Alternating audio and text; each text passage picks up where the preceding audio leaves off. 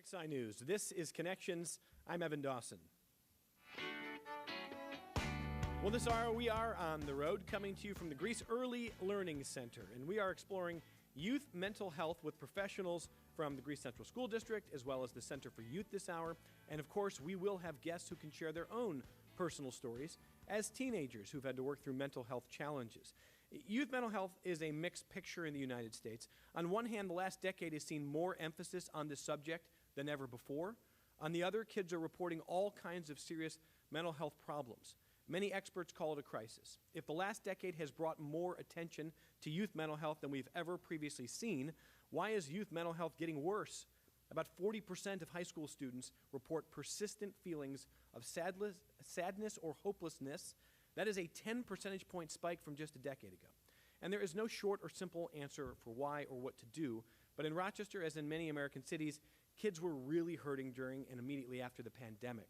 Those effects are still rippling today. Some kids are growing up in extreme poverty. Some are growing up with only one parent around. We're going to divide the hour into two halves today, and we're going to welcome feedback from our live audience that is here at the Greece Early Learning Center. Let me welcome our guests who are with me here. I was going to say in studio, it is a great studio. This is an outstanding space. Don't you agree, audience? First of all, let's welcome the panel here. Thank you for being here. Welcome to Kelly Sperduto. Kelly is Director of Community Schools for the Greece Central School District. Thank you for being here. Of course. In the middle is Jada Vasquez, who's a senior at Phoenix Academy and a youth attorney for Teen Court. Hello, welcome. Thanks for being here. And welcome to Elaine Spall, Executive Director of the Center for Youth. Hi. Good morning, my friend. Good afternoon. Good afternoon, my friend. It's been morning for a while. It's been morning for a long while. Yes. For me, a very long while. Nice to see all of you. Good to So see you. in a moment, we're going to ask Jada to tell us a little bit about her story, and we've been getting to know her today. We're going to invite the audience at the end of each half hour to jump in with questions, comments if they want to do that. I want Kelly Sperduto to start with, I think, an important question that is not just an academic one. It is the question of what community schools are. That's a phrase that a lot of people in the audience have probably heard but don't really understand what it means. And so the floor is yours. Help us understand what community schools are meant to be. Sure. So in Greece, we adopted the community school strategy 9 years ago, and it's really a strategy used across the country to think about when you bring all stakeholders together in a community and leverage the assets of that community while also meeting its needs and bringing crucial supports into the schools. So whether it's mental health supports, increasing family engagement, improving out of school time, whatever it is, it's just wrapping ourselves around the students to make sure they're healthy and successful. And I know there's going to be people listening saying, well, don't all schools do that? And certainly in a way they try to, but how does community schools sort of set apart from maybe a more typical school? Yep, so in a traditional school, just like in a community school, the focus is academics, but it's really hard for a classroom teacher with 25 kids all day long to meet all of those various needs. And so in community schools, we bring all of our different community partners together, whether it's community-based organizations or businesses, to really come into the school and offer those additional supports so that our teachers can focus on the most important thing, teaching the kids. And there is a community schools coalition of Monroe County, but that doesn't mean that every community school is the same. In fact, I've heard from multiple people just today that it is important to point out that this is not a model, it's more of a strategy, and it's going to be different place to place. 100%. So we have a Community Schools Coalition of Monroe County that has over 100 different cross-sector partners participating, really bringing this strategy to the forefront. And we just recognize that, what was the second part of the question? Well, Sorry. look, not every community school is the same. Yes. So whether you're here, Yep. another part of Monroe County, or frankly, with this kind of a strategy elsewhere, it's not always going to look the same. 100%. So we say if you've seen one community school, you've seen one community school. Yeah. So you really have to look at the assets and needs of that community, and then based on that, figure out what the supports and services those children and families need. I'm guessing you wouldn't have created this kind of a strategy if the kids were all thriving equally and that there were no challenges, et cetera. How are the kids doing right now? So it really doesn't matter what school you're in. You can be in a rural, urban, suburban school. It can be affluent or low income. Kids come with needs regardless of where they live. And so we recognize that it's not going to just be about academics when they show up in school. And it doesn't matter if you're living in poverty or wealth. Like, kids will have needs wherever you are. And so we really need to just find ways to support them best. And so you end up working with different partners like the Center for Youth. Where do you guys come in? Tell us your story here. So, Evan, 25 years ago, the United Way, I was brand new. I was there for 3 years. I was going to go do something else. I'm still there, by the way. 25 years ago, the United Way said, we want to give you a grant to go into East High School and create a student support center. We said, okay. It was brand new, but no surprise. Our young people spend most of their time in schools. That's where they are, that's where it matters, that's where they struggle, that's where they thrive, that's where their friends are. All of a sudden, everybody's eyes opened. That was long before community schools. It was a model that said, we need everybody at the table. That was the beginning. Fast forward 25 years, the Center for Youth is in 105 schools all over. Every school in Penfield, every school in Greece, every school in the city. We're in Hilton. I think we're in I don't even know where we are half the time. Anybody know where Cohocton is? I don't want to offend somebody, but she does. It's remarkable to me that school districts, that superintendents and principals are saying, hey, come on in and help us. And we are so excited to do that. Of our $21 million programs we run at the center, probably 60% are school-based now. We run all the shelters, we do everything else, but our school work has become so essential to us. And during COVID, we gave kids permission to stay home, and we're still seeing a really high vacancy, I call it vacancy, people call it truancy, you know, I'm all positive about things, but vacancy in schools, secondary schools especially. Schools have to be where we go, where it matters. That's where our kids are. So we're thrilled to be there, and some of my staff is, they're the most brilliant people you've ever met. And then young people like Jada. Well, Jada, we're going to get to know in a second. I spent too much time before the program telling the guests to kind of not get right on top of the microphones. I've been told to tell you to get a little closer. Okay. That was my fault. So can you hear me, guys? I was okay. I think you sound Okay. pretty good. We I'm can good. always hear you, Elaine. You can always hear me. And Kelly, just briefly before we get Jada's story here, we're talking primarily about mental health this hour. Obviously, community schools are about a lot of different things. Is there evidence that this is working, for lack of a better question? So we're seeing outcomes already in our schools and across the country about improved attendance. We know that when kids' mental health is stable, they show up in school. We're seeing better academic outcomes as well as behavioral. So if we address the mental health needs, amongst other things, we do see positive outcomes for sure. Elaine, you've talked for years about the success stories that you love. We're going to get Jada in a second. Yeah. She's a very impressive person. Yeah. But you've seen enough that says to you that this works? So we're data nerds at the Center for Youth, and I'm looking at my staff, and they get annoyed every day at the end of the day, supposedly, hopefully. They're putting in what happened that day in every school. We have hundreds and hundreds and hundreds of young people every day in our programs. I can tell you today, at this moment, what happened in all of those schools. And so we're seeing a lot. We know what we're seeing more than anything. We're seeing a lot of self-referrals. I don't know if you guys are seeing it here in Greece. Young people reclaiming themselves, saying, I want it. We call it social emotional health.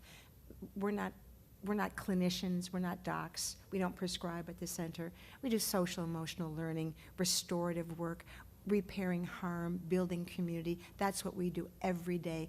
And my team, there's hundreds of them, are experts at bringing out the best in young people, even those who struggle.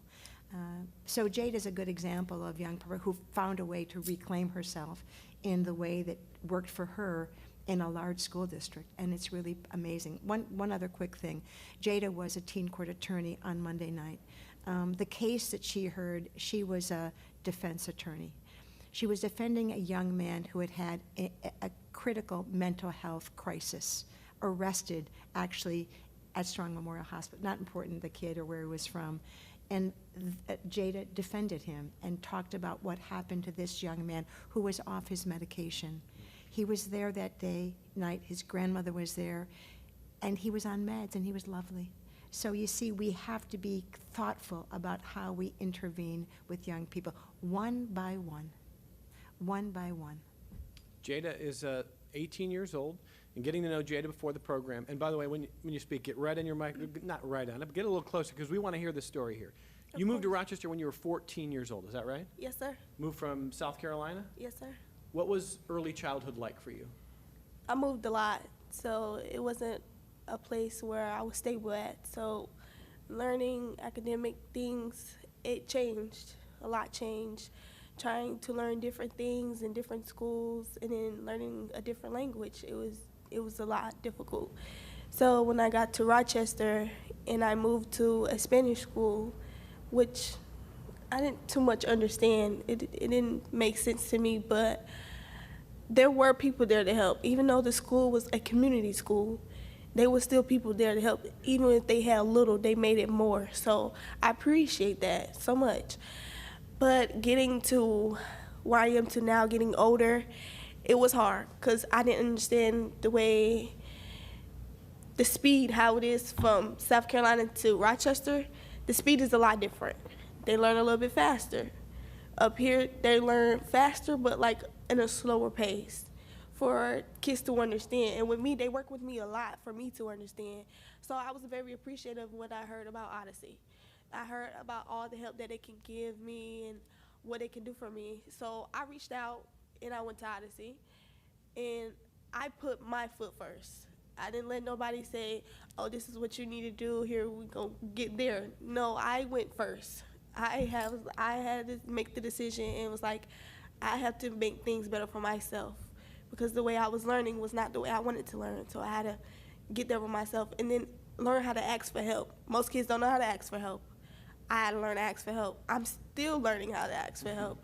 So it is hard doing everything by yourself and then learning how to get a lot of people to help you. It's hard.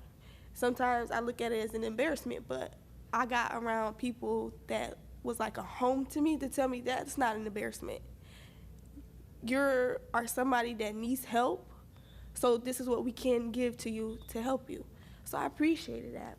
And then when I got with Teen Corps, it was just like something that just lit up inside me. I was just like, I like helping people, but I don't like people helping me. So I was like, I could get into this, because sharing part of my story that's one thing. Being a defense attorney, it's not easy. But sharing part of my story to make them feel comfortable to share their story is something I'm willing to do with anyone. So with that, helping that young man there, he wasn't hard to understand. Like, he's not a hard person to understand. Everybody is a human. I have no reason to judge. Because with me, I come with a lot, and the people come with a lot. So it's not for me to judge them in the spot they're at. Just because I look like an attorney, because I do pull it off. Now, I do pull it off. But I'm a person, too, that went through different struggles. We may not go through the same struggles, but it came to different struggles. It's something for someone to understand. Most of those cases look like, oh, well, he did this and acted out this way. Well, what's the reason he acted out that way? It's giving somebody a second chance, and that's what people gave me, so why not give it back? Do you have a Kleenex right now? No, can you see? I'm losing it. I look down and I'm like, Elaine's going to lose it. I'm going here. to lose it. I want to just say, so this young woman, and I said to her when we came in, I talked to her yesterday on the phone, and I know Megan was counting on me to make the connection. And LaToya, God bless you, because you're here and you're crying out. So I said, Jada, you're representing every young person in the Monroe County. She's like, okay. Because, and also when I walked in, I'm like, where's Jada? Okay, Jada on Monday night did not look like this. She's gorgeous anyway she looks, of course, but she was wearing like a lawyer thing. They take a bar exam. I mean, I'm a lawyer. Luckily I passed too. She passed the first time. They take a bar exam. The most important thing that I can tell you is, and Kelly knows this and Shannon knows this, we have to put our young people first in their authenticity, in their who they are. My team, I look at them, you have to start with where the kids are and let them tell you. This self-referral that we're seeing is huge. They're not asking for a parent, a counselor, a principal, they're saying, I want to do this for myself. It's a level of resilience and sophisticated advocacy. There's no greater advocacy than young people advocating for themselves when they know they need help. And Jada said it, I felt embarrassed. The Center for Youth is going to remove any of that embarrassment, right? you know, I just think that this is such a great audience and such a great opportunity, Evan. I hope we can, and Teen Court has been on the show with you, you know, many times. We ought to talk to them separately on a whole different day, because that Yeah, is well, a we pretty came remarkable once, and we'd story. love to come again, especially working with the Greece school system. We have something called the Peer Accountability Program.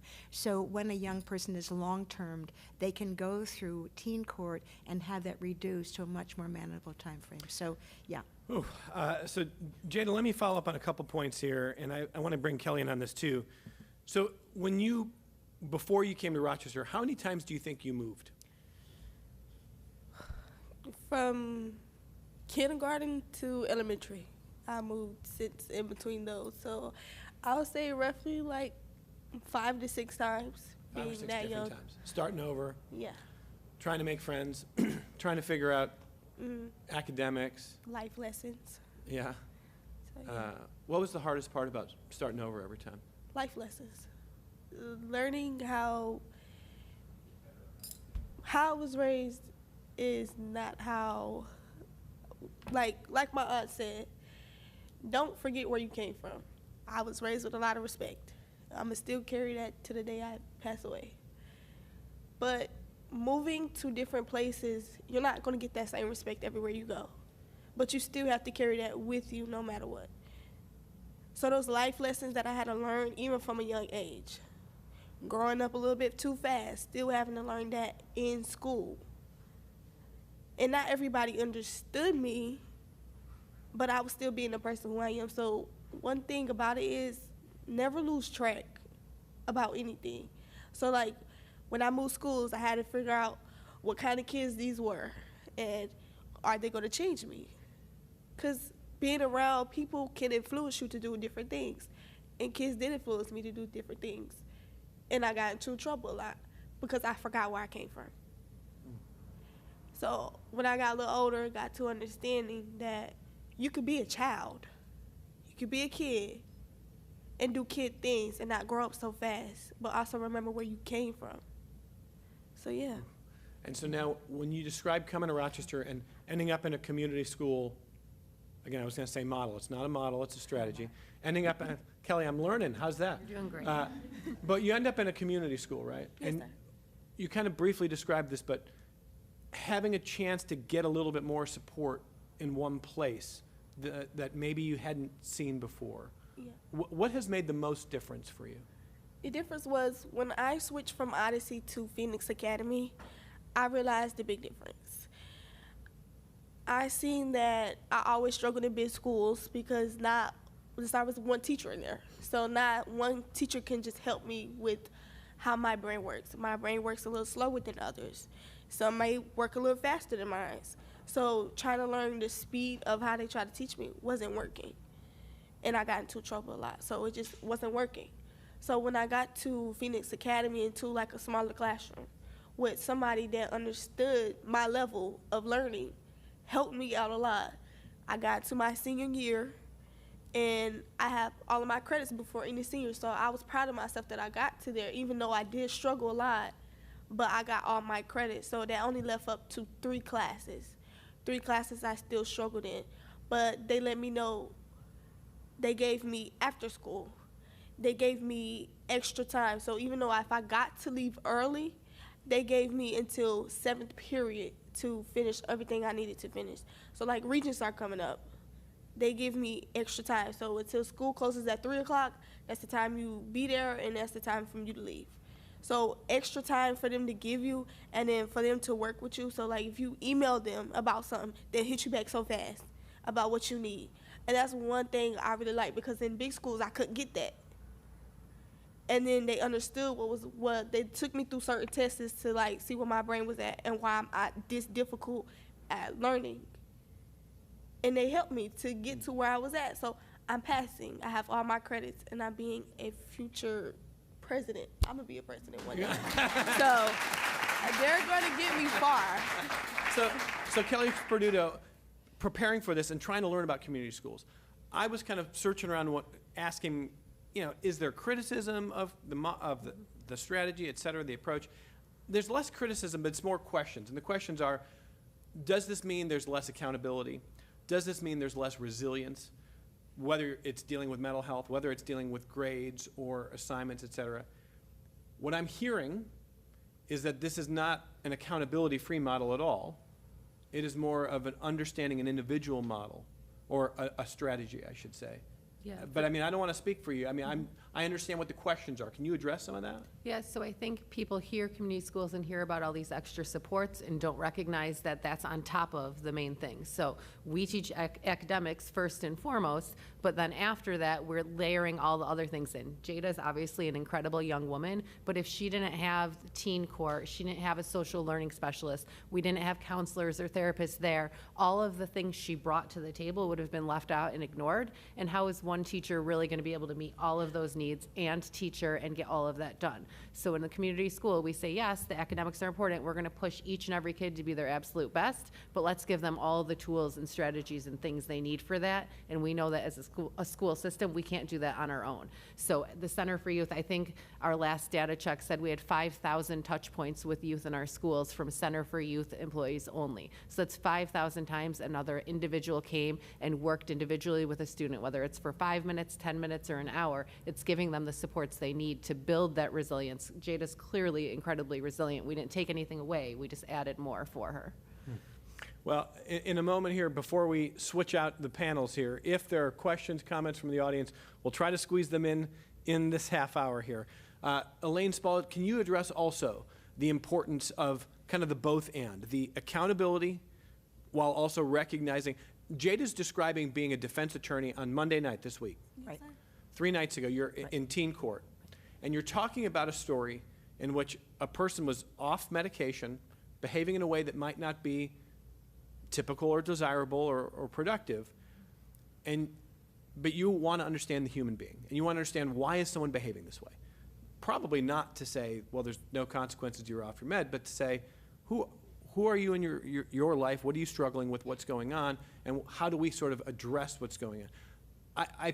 I want to ask you a little bit about how you see the Center for Youth trying to address the both and, Elaine. You know, Evan, you and our buddies, and you know that we function in a relational way. The world is transactional. That's what's happening around our kids. It's all you help me, you give, you take. It's all, we're covered with transactional everything. And schools have been partly transactional.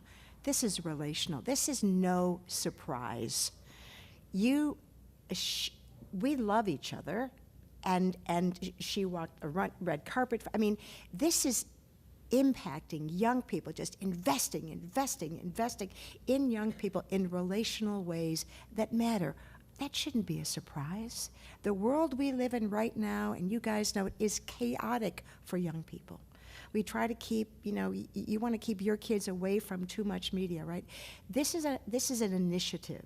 This is a way of believing. This is a way of doing that reduces barriers, lifts up young people, is based on racial and social justice, which is non-negotiable. It's not charity, it's not goodwill, it's justice. That's what we practice at the Center for Youth every day, restorative justice. Jada's a good example.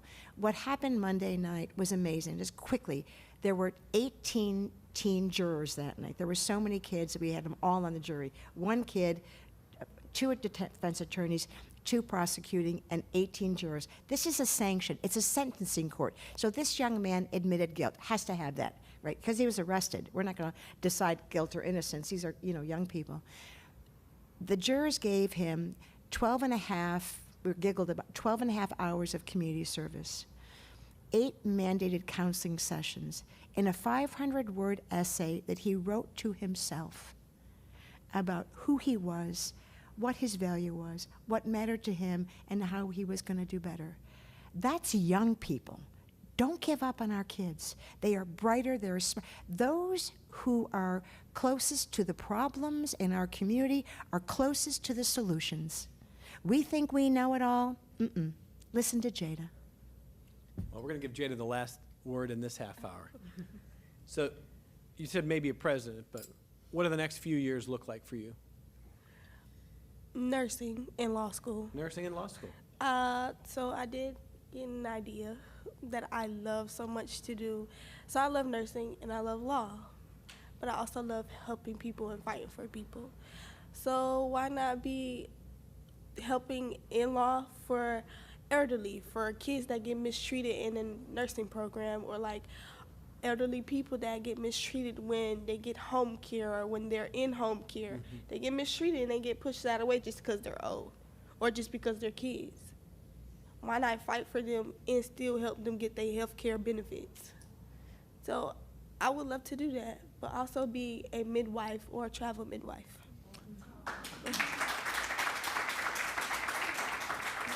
So, congratulations on all your success so far. Thank you. And I want to thank you for being willing to share a very real and powerful story with us. It's been great to get to know you. Thank you. Thank you, Jada. Elaine Spall from the Center for Youth, Kelly Sperduto from the Greece Central School District, and Jada Vasquez. One more time, a round of applause for this panel. Thank you all. Very short break. We'll welcome the next panel next here. This is Connections, and we are on the road with a live audience here at the Greece Early Learning Center. And we're talking about youth mental health in general. We are also talking about what the community schools model really is all about here. And I want to welcome our second panel of the hour here. Welcome right next to me, Andrea McKenna is Assistant Director of Community Schools for the Center for Youth. Welcome. Thank you for being here. Thank you. In the middle, welcome to Jimmy Dong, who is a junior at Greece Olympia High School, student representative on the Greece Central School District Board of Education. Hello, nice to meet you all. Great to have you here, Jimmy. Thanks for being here.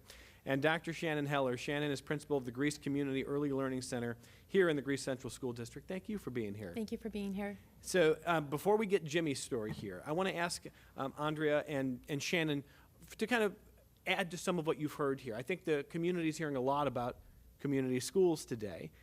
What's your definition? When you meet people and they say, oh, I think I understand community schools a bit here, Andrea, what do you tell them?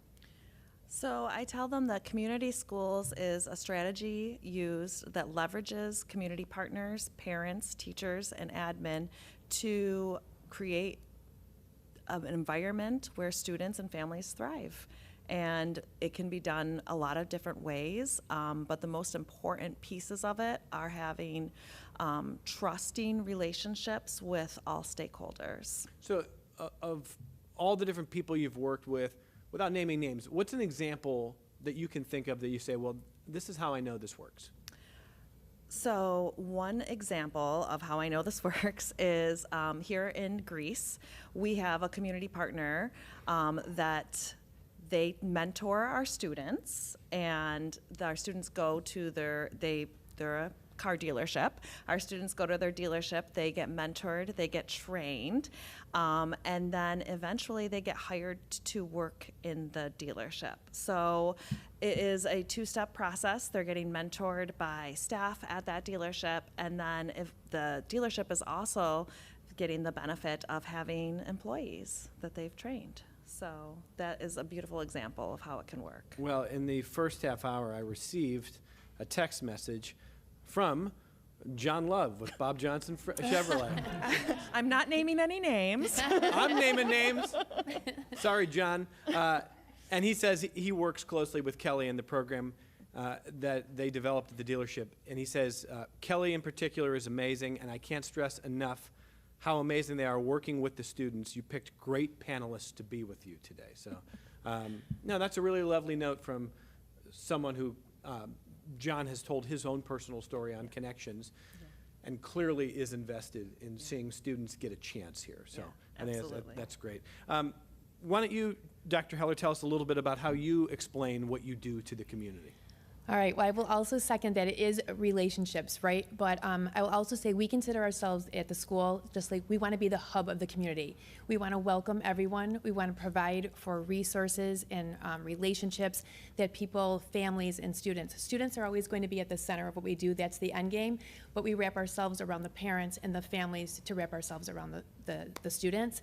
We want to make sure that we're eliminating as many barriers as possible for students to have a successful and engaging academic, social, emotional, just learning experience, just very well-rounded. So we partner with one another, for instance, with our lead agency, Center for Youth, to offer these different experiences. We invite the families in. We get to know them on an individual basis. We're providing not only academic instruction. We're providing sometimes just basic needs, someone to connect with, to hear them. We try to really get to know our families and our students on a one-to-one basis and meet them where they are and build them up from there. We also pride ourselves on just listening to what our people needs with our assets and needs, right? That can be quantitative data, that can be qualitative data, but we are here and we're a school and we think we know what we're doing, like we're pretty good, and we provide those academic pieces and social emotional learning pieces. And for instance, we provide like parent training and counseling, and we have different events at night that we curtail to trying to build capacity for our families and our program. But really, in the end, we can provide those experiences and think that we know best, but we are asking for the families and community to give us their input and feedback. And then with that feedback, we're going to then turn around and say, we heard you, we realize what you're needing, and we're gonna provide that to you. And we've done that. And I think we've provided trusting relationships that people can bank on and see us as a resource. We've hosted, of course, a number of conversations on mental health, youth mental health over the years on Connections. Very typically, I'll receive emails from some in the audience who make the argument that what kids need is to be told that they have to pull themselves up, be resilient, that the world is hard, that there's going to be things thrown at them, and that they're not in crisis, that it's not a mental health problem, that they need to be able to bounce back. And that, that's typically a kind of a flavor of the criticism I get. What would you say to people who might carry that disposition to this kind of a conversation? Right. Well, I would say that, we are working with our youngest learners here at our school, right, pre-K through 2. I would say there's, definitely going to be daily stressors that all students have like thrown at them or they're a part of, right? And we have tier 1, let's just say social emotional lessons and supports for them. We call it here at our school, in our district, we use like the leader in me and the 7 habits, and try to really build capacity for our students and how to build themselves up as young leaders, how to make decisions, how to be proactive, how to synergize with others. This is some tough stuff for even some adults to do, right?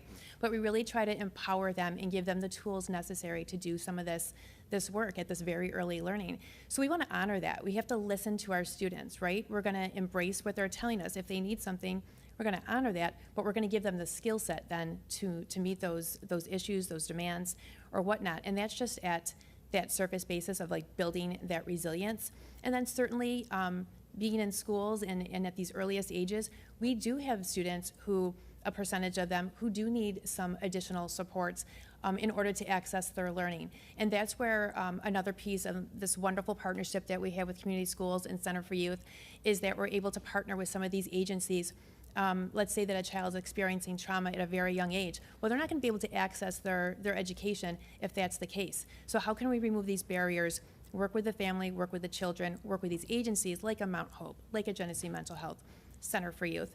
What does that look like? And hopefully we're able to meet their needs at these earliest ages so that by the time they go on to 3rd grade, they're going on to middle school and high school, they have the skill set necessary to meet those challenges. Because, life is challenging, right? But we want to give them the tools necessary at the get to meet those head on. Well, we're so fortunate today to have 2 youth voices here. And you heard Jada Vasquez in the last hour. Can the audience welcome Jimmy? It's great to have Jimmy with us on the panel here. Thank you, guys. Thank you, guys. Why don't you just step back here and tell us a little bit about yourself, first of all. So I am Jimmy Dong. I am a junior at Greece Olympia, and I am also the student representative for the Board of Education. I am a teenager who has been diagnosed with both depression and anxiety, so mental health does not come as a stranger to me. I was a former IEP student. I was a former 811 student as well, but I've been declassed from both. I'm now a honors student in many AP classes. I have around 30 or so dual credits, and I'm doing pretty well for myself, I would say. So if you talk to friends or people your age about depression, are they surprised to hear that you have that diagnosis? Does anybody ever say, well, you seem happy? I would say so. I feel like I present myself as somebody who is very social. I don't enjoy speaking about like how I feel, and I think that's a bad thing on my part. I think that I should be a little bit more open about the way that I feel, because bottling up never really leads to anything good for me personally.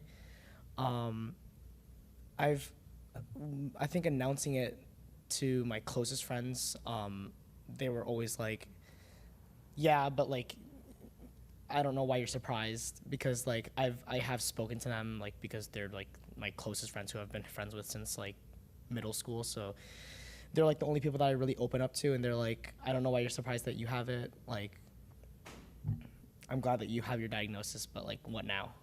Yeah, well, it's a fair question. And part of what I think over time in talking to people about depression, a lot of people who get that diagnosis, they struggle because the people around them might be surprised, because it's easy to misunderstand depression. That, oh, well, you seem happy or you're outgoing. How could you be depressed? It's a very different thing. So for you, what does your diagnosis mean day to day, week to week? What has that meant in terms of how you adjust to it or deal with it? For me, my diagnosis was a little confusing. I am currently in therapy right now to help cope with said diagnosis. I honestly was in a rut for a really long time. I didn't show up to school for a couple of days out of like, I don't think I went to a full week of school for at least 3 weeks after my diagnosis, and I think I was struggling really bad. My grades were tanking pretty bad, but I didn't let that define who I was. I realized that I still have responsibilities that I have to take care of and people that care about me, and I still have to show up for them, you know what I mean? Because I think presence matters a lot, and when that presence is absent after being there for so long, it starts to affect other people as well, because they're like, oh, Jimmy's not here, like, but he's always so happy and whatnot, but then he stops showing up to school, and then it's like, where is he now? So I would say that I'm not letting the diagnosis define who I am as a person.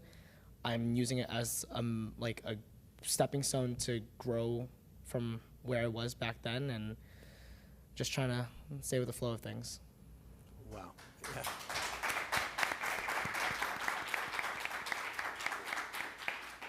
Just so we can better understand it, I don't like to sort of bifurcate like this, but on your bad days, what does it feel like? So on a bad day, it will usually start with me waking up to go to school, and then I have this sinking, crushing feeling in my chest, and it's just aching, and I just can't get out of bed. It quite literally feels like I'm glued down to my bed, and I like can't get up. I know that when my symptoms started first showing up, I was having really frequent night terrors and panic attacks in the middle of the night. So if we want to backtrack all the way, then it's like 3 in the morning, I'll wake up, like shallow breathing, I'll be hyperventilating, chest is pounding out of my chest, and it's bad. And then I'll make a decision whether or not I want to go to school or not, or if I feel like I'm able to without causing disruption to the classroom environment. And if I feel like I can't, then I take the day off and just try to move on from there. So part of why I ask is I want to know if you feel like you're in an environment that gives you some grace for that. I had a conversation, it had to be about a decade ago, with someone who works in the legal world, who said they had a new attorney on staff who was amazing, been there for a year, and then all of a sudden didn't show up to work for 3 weeks and no one could get a hold of them. And found out this person was in the midst of a very serious, felt like you did, couldn't get out of bed, wanted to, or knew they felt like they should, but couldn't. And a number of people in this company were like, well, we got to let this person go. But they didn't. They said, no, we want to understand the human here, while also trying to figure out how do we, mitigate this, because this is tough for everybody when this happens. Are you in a place where you feel like there is grace in your personal life, in your school life, when you have those days? So for school, I got my diagnosis around the third quarter, and in doing so, my English grade tanked, my biology tanked, my everything tanked. And I am beyond blessed. and I truly mean that, to be surrounded by so many like understanding administrators, so many understanding teachers, and just be able to say that I have a family at school who are willing to give me some leniency in terms of like giving me an extra week just to like turn in some grades just so I'm not failing for the entire year. And it means the absolute world, because then I can just focus on how do I get myself back onto track instead of being stuck glued to my bed. And I'm also a track athlete, and it was in season when I first got my diagnosis, and it was difficult for sure. I stopped going to practices.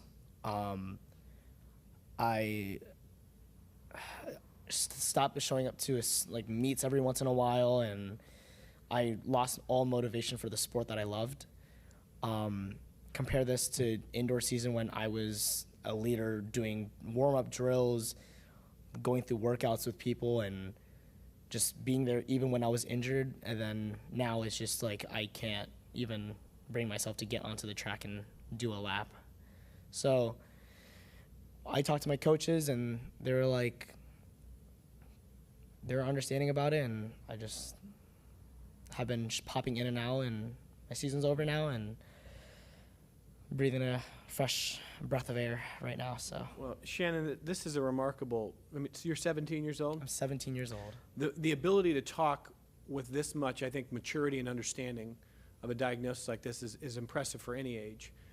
What's the school's role to say to your whole staff, but also to Jimmy, we see you as a person, we're going to work with you to be where you need to be, and we know that you don't want to be missing class, you don't want to be falling behind. What's the school's role?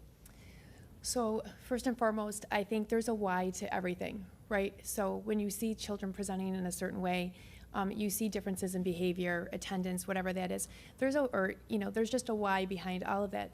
So you want to be there as a problem-solving partner, a listener, an advocate, a support tool and reference.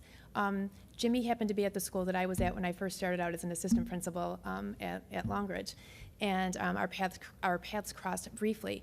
But it's so very fulfilling. I'm so happy to hear where you are today and to see you and for you to share your story so boldly, and it's just very impressive.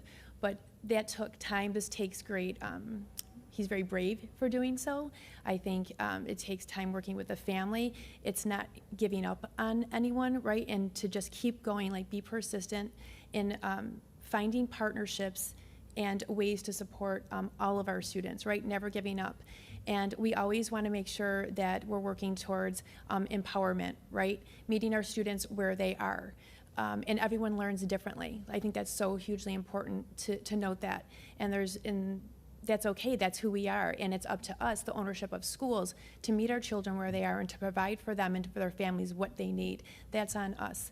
And then this is such a success story. To see him here today and to be able to sit next to him is a thrill. This is what we hope happens if we are invested in our children, if we provide them what they need, if we truly listen, if we're truly partners, and we're persistent together. And again, I just want to give him great accolades for being here and being a great representation of what our students can do in the Greece Central School District. So proud of you. Andrea, what do you hear in his story in terms of not only an individual with needs, but also what a community schools model can do in this kind of a case? Right. So first of all, I hear about the destigmatization of mental health needs, right? There's still stigma. Cultural stigma against mental health, and I think you spoke a little to that.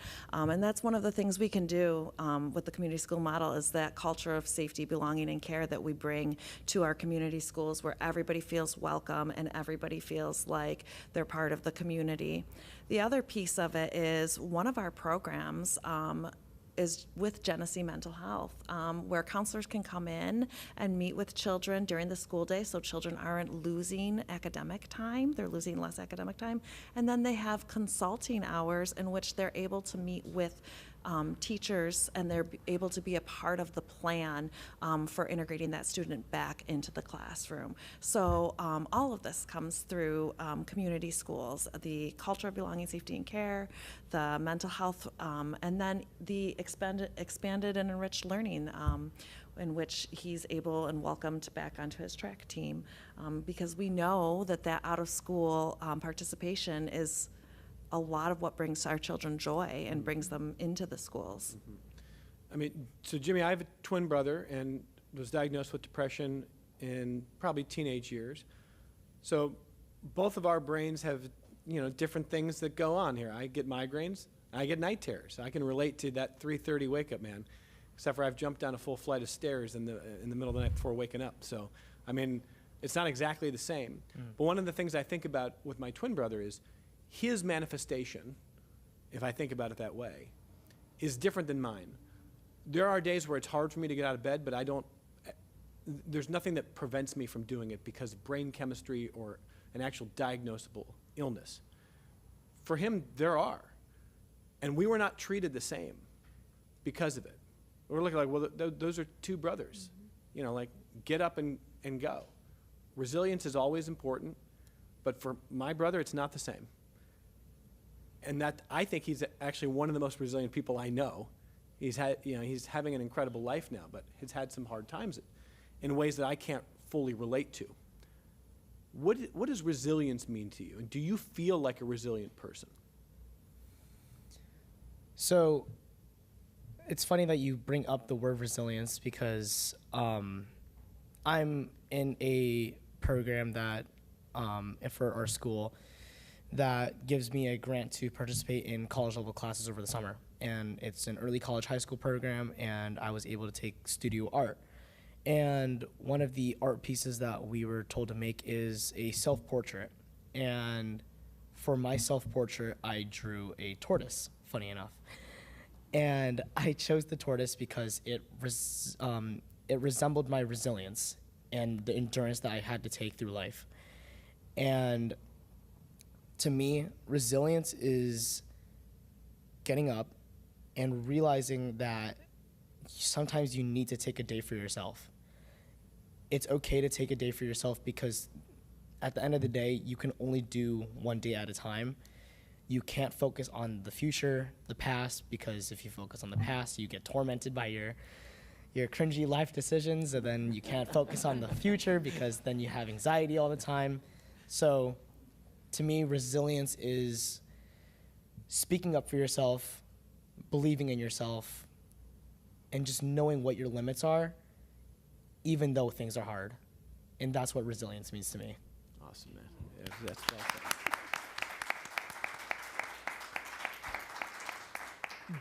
Briefly here for Andrea, if you can hit this, a different John, not John Love this time, is asking how many schools use a community schools model? Do we know the answer to that? Sorry, strategy, not strategy. model. So I can say that there are currently 10 districts in Monroe County. I don't know exactly how many schools. I can say that right now in Greece, there are 15 out of our 18 schools that are fully invested in the community school strategy. Okay, and that's a list that could grow? I do anticipate it growing, yes. Okay. We've learned a lot about that, and I want to take some time as we wrap up here to thank a number of people here. First of all, I wish that I had every member of the crew's name on a list in front of me. These productions on the road take a lot of work, and we want our entire community to know that if there's a place that you think Connection should go, we want to hear from you. We want to be in every place that we can be. We want communities to have live conversations. We want you in the audience. So if you want to reach out to us at connections@wxxi.org, we would be happy to hear from you, and we're going to be on the road more often. In this particular case, Shannon Heller, Kelly Sperduto, and Laurel Hayden, thank you for the great communication and the help. To all of you for making this work, thank you. And I want the audience to give a special round of applause for those folks here. Thank you.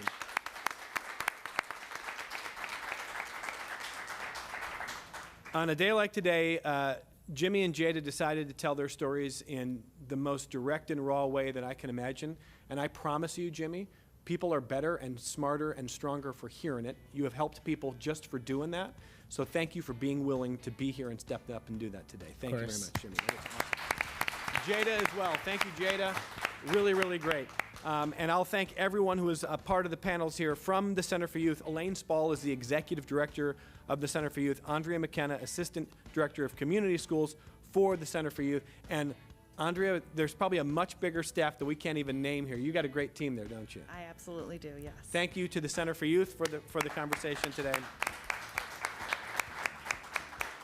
And Dr. Heller, we'll come back sometime. This is a great space. We want you back. Yes, It's re- everyone's in here. It is a lot of fun. I Thank walked in you. going, did they do this just for us? They did not do this just for us. We polished Thank it up you. a little bit. Thanks, everyone. Thanks to the audience. We had a great hour here.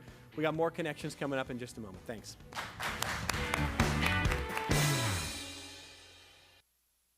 This program is a production of WXXI Public Radio.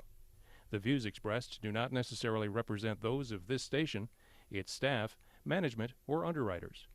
The broadcast is meant for the private use of our audience.